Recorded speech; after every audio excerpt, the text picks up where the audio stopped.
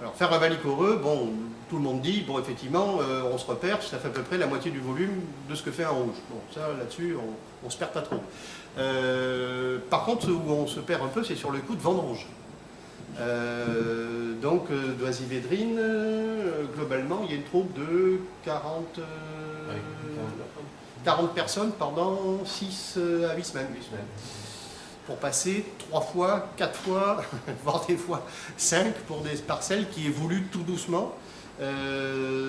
Donc voilà, donc ça veut dire quand même des charges en termes de main-d'œuvre qui sont absolument astronomiques. Et sachant que pour ceux qui l'auraient compris, c'est que ça, vous avez un pied qui est comme ça, mais après il faut aller 3-4 pieds plus loin pour en prendre un autre. Donc il y a des fois des gens qui ramassent un panier par rang.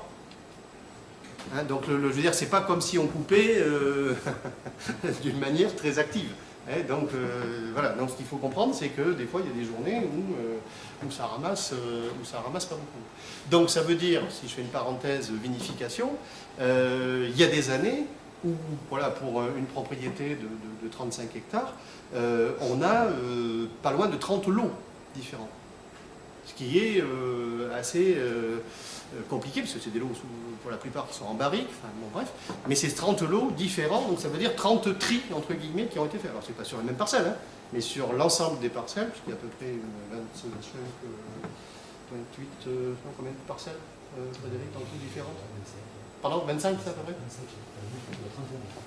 Oui, donc bon voilà, donc c'est quand même un petit peu compliqué. Alors sachant qu'en plus, une grosse partie des travaux en vigne sont aussi complémentaires, supplémentaires aux travaux en général, qui sont le fait de nettoyer un petit peu déjà au niveau feuillage, et puis après souvent de faire une tri de nettoyage, c'est-à-dire de faire tomber tout ce qui a pu être contaminé par d'éventuelles maladies, éventuellement vers de la grappe ou d'autres choses.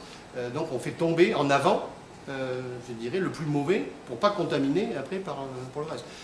On a des pourritures acides, hein, par exemple, qui sont arrivées dans quelques millésimes et qui polluent, entre guillemets, et qui ne doivent pas polluer le vin final. Alors, rapidement, l'incidence biochimique, parce que c'est quand même assez intéressant. Donc, c'est une concentration en sucre. C'est pas une consommation, hein, d'ailleurs, hein, c'est une concentration, hein, excusez-moi. Consommation de sucre. Non, pardon, c'est bien ça, non, je ne dis pas le bêtise. Le botrytis, oui, consomme du sucre avant de concentrer, pardon, non, c'est bien ça, excusez-moi. Donc une dégradation des acides organiques, et on a un rapport qui s'inverse entre tartrique et malique.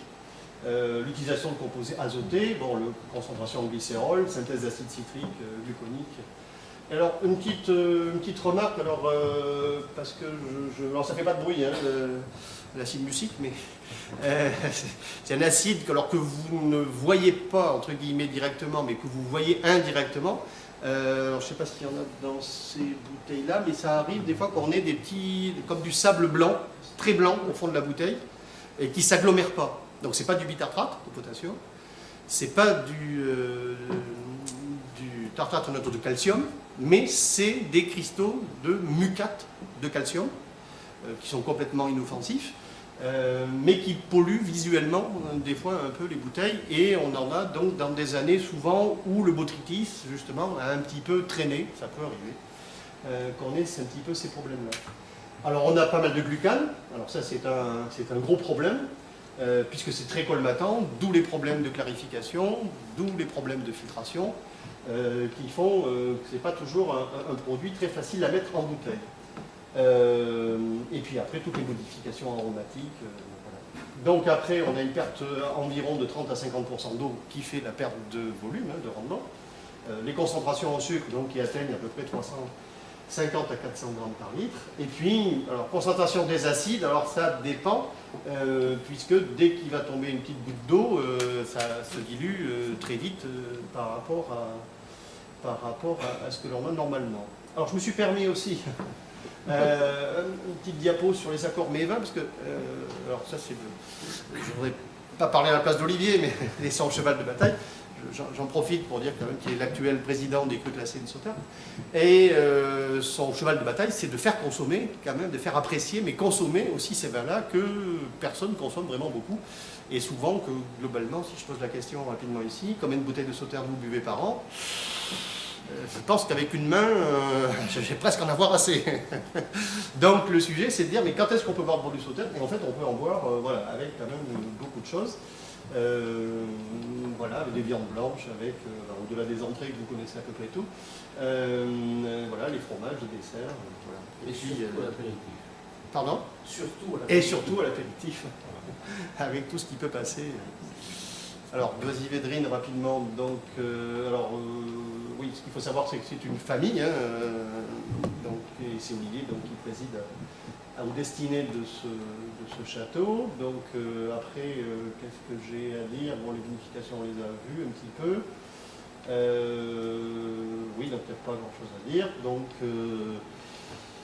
simplement, encore plus que pour les autres, hein, une citation que j'aime beaucoup de Salvador Dali, voilà. Qui sait déguster ne boit plus du vin, mais goûte des secrets. Donc, je ne sais pas si on va vous en livrer ce soir. Mais... donc, on va passer à la dégustation.